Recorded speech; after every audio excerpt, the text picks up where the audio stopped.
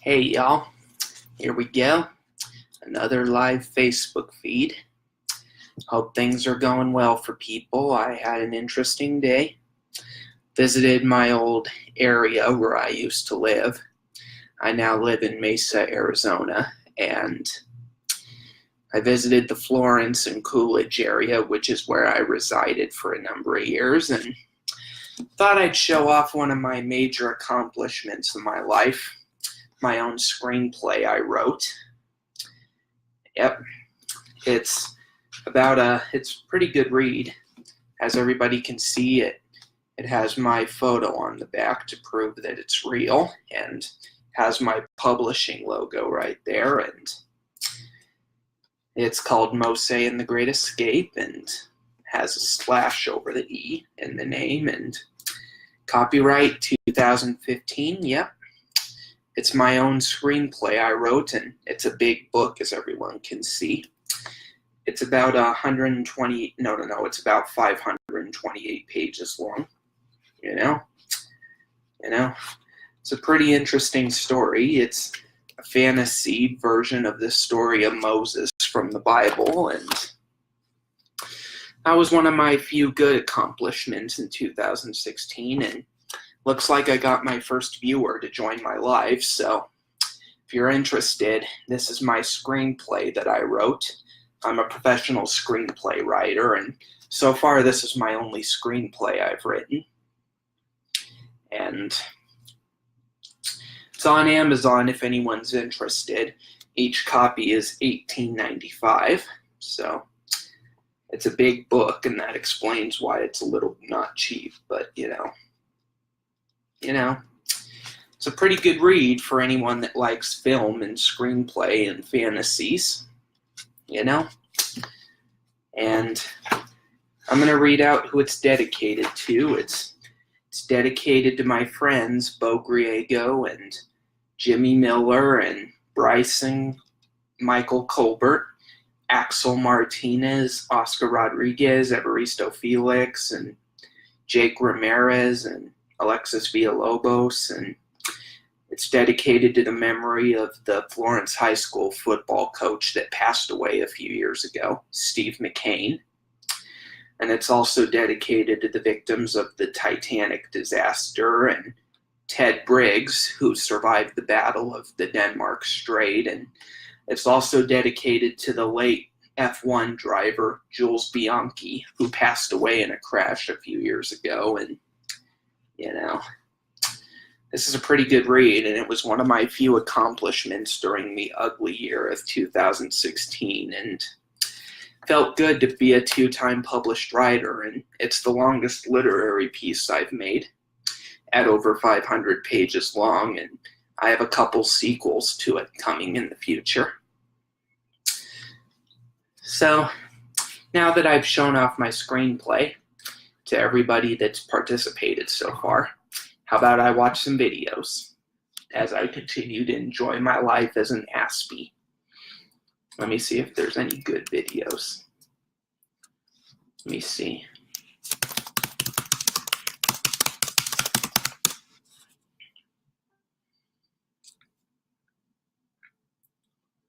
Let's see. Let's watch Brennan Poole going at it with J.J. Yaley in 2015. That's interesting because that car had short run speed in qualifying. Got a car around on turn 3. 6th caution of the day. 115 laps down, but he's back out running. Yeah. You're on board with him here. The white 8 is slow ahead on the bottom. Yeah. It looked about like a replay of what the 28 did to the 42 earlier in the event. Just in the opposite. This is the one that happened earlier. We see Brennan on the inside, J.J. Yaley in the middle of the straightaway, moves to the left and just turns Brennan into the outside wall. And then we saw just a moment ago what happened. This is really what precipitated. This is that same incident there from the DC Solar onboard. And then we felt, that looked uncalled for to us. We didn't see anything prior to that. Now, in Yaley's defense, they're going to bring Brendan Poole to the garage area, to the pit road at least, for a penalty, maybe to the garage area. But Phil, in Yaley's defense, Well, there's no defending that. Yeah, they know exactly what that was payback for what happened earlier. Brendan pulled in the garage. Obviously, contact a couple times with you in the 28. What happened from your perspective?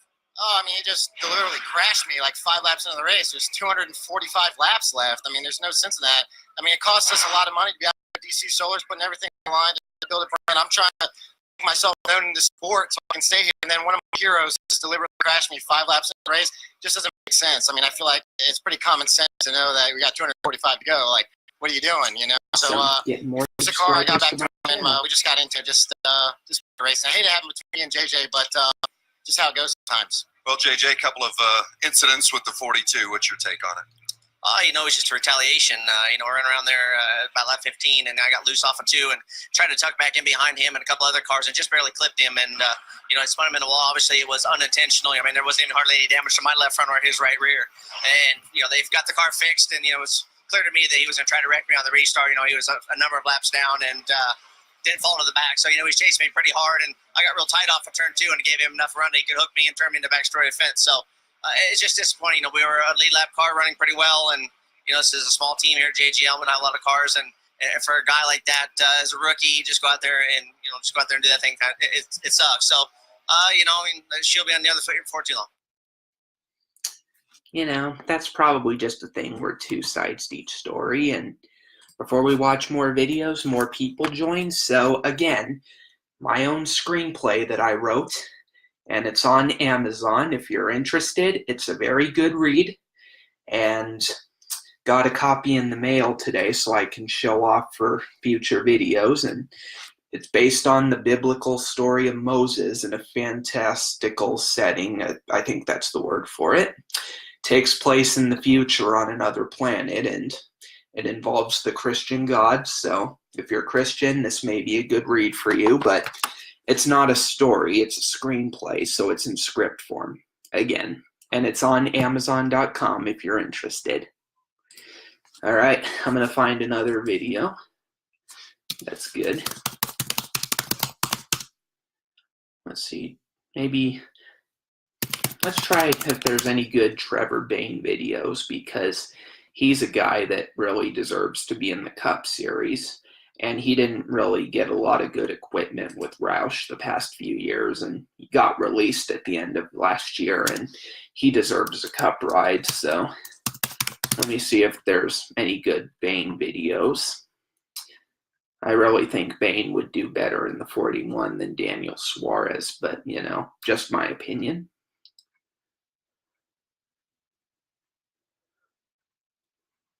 Let me see if there's... Maybe I can find the exact video I'm looking for in this type of statement. Let's see. I think this is the one I'm looking for, but we'll see. I'm going to fast forward to the good part.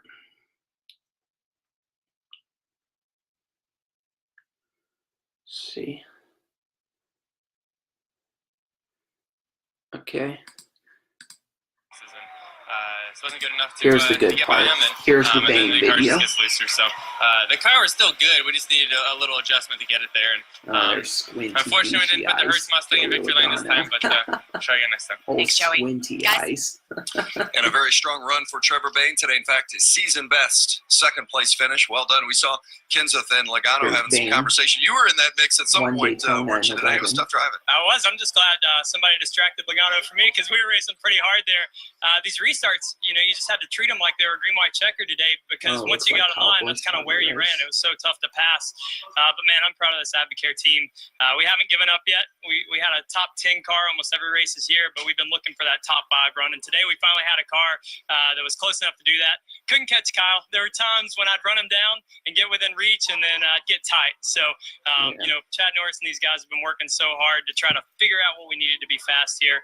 This Nationwide Insurance Series is so tough this season that you got to be on your game every single lap. And I feel like we did that this weekend, but it stinks to be that close. You want to get greedy and just ask for that much more. But I'm so blessed by this team and Advocare and Ford and everybody that's a part of this. Where are you guys making the strides? Man, I feel like it's everywhere. You know, it's not one thing that you can point out and say, this really gave us speed. I think it's all the little pieces that add up. But I will say we made one change in practice this weekend that brought the car to life. So that gives us a little bit of hope that we're not that far off, that we might be missing it by a little bit. I can't tell you what that change is, obviously, but, you know, I thought a lot of people in the garage want you to reveal that. No, I know. So we'll keep that quiet. And obviously we weren't the best car, so they should go look at the 54. But, you know, I'm really proud of this team. My wife wasn't here this weekend. We got our 1-year anniversary next weekend. So if I'd have won, she might have been a little upset she wasn't here. Oh, well done. It was a good day anyway. Second place for Trevor Bayne. Let's go to Shannon Spake. Fourth place finish for Matt Kenseth here today. I know you guys battled some tight conditions. Another guy. I did just see you have a conversation with Joey. I know there was a lot of action on the track. What was going on? Oh, I was just telling Joey how hard it was to pass. Really, I guess it's frustrating because he couldn't catch me. So, you know, I don't know. So we were just talking about how tough it was to pass. Wherever you put a car in front of the other one, that was about where you were going to run. So, yeah, we were just too tight short run. We were pretty good on a short run before that, but got to this long run. You know, so they tried to tighten it up, and it hurt it too much at the beginning of the run. And once you lose that track position, there's just didn't have a reputation for being the bad guy until Dale Jarrett and Kyle Petty and Darrell Waltrip launched a one-sided smear campaign against him. It's a perfect example of how biased journalists have become these days. And, you know, I think that if they hadn't launched that smear campaign against Kenseth, I don't think NASCAR would have had to penalize him. But, you know, it is what it is. But, you know, Dale Jarrett and Kyle Petty and Darrell Waltrip, their time will come to where they have to face the man above. And I wish I could watch it so that I could tell them I told you so about how smear campaigns aren't good for the sport. Because I told them in numerous tweets. But, you know, let's just stay focused on good things other than that. Let me see if there's any other good videos. Maybe Bobby Allison going at it with someone. That's always a good story. Bobby Allison tells good stories. Let me see. His career-ending wreck. He led the others to the start. Bobby Allison was telling his crew a tire was going down, and he would take a chance and be in at the end of lap 1, but he didn't make it. In the second turn, Allison went into the wall and then was hit hard in the driver's side by Jocko Majacomo. After a lengthy extrication, he was brought to the infield hospital and later transferred to an Allentown, Pennsylvania hospital. We'll have more on this incident in a moment. Back to CNN Sports. Veteran NASCAR racer Bobby Allison listed in critical but stable condition in a Pennsylvania hospital tonight. Allison was injured in a wreck on the first lap of today's Miller 500 at Pocono International Raceway. Reports on Allison's condition have been sketchy. His family has asked that all information be withheld at the moment. A source tells CNN that Allison has undergone an operation on at least one of his legs. Lehigh Valley Hospital near the raceway says that Allison remains unconscious. Other reports say Allison may have suffered abdominal trauma, internal bleeding, a bruised heart, a concussion, and possible broken ribs. We will update you on his condition as the week progresses. As for the race, Jeff Bodine took the checker flag nearly 4 hours after it had begun. It was Bodine's first win in 2 years. Oh, Michael Waltrip finished second. That's always a good day for Mikey. All right, I think I've watched plenty of videos for now because trying to keep my videos as short as possible. Again, if anyone's interested, my screenplay for Christian fans as well as Christians themselves, it's probably a good read for y'all, and it's an interesting story based on the story of Moses, and hope y'all are interested. And again, they're on Amazon. Just look up the title and put my name and you'll find it on Amazon. All right. Thanks for joining me today and still continuing to make my life as good as I can, even with my lumps of Asperger's. All right. Thank you very much.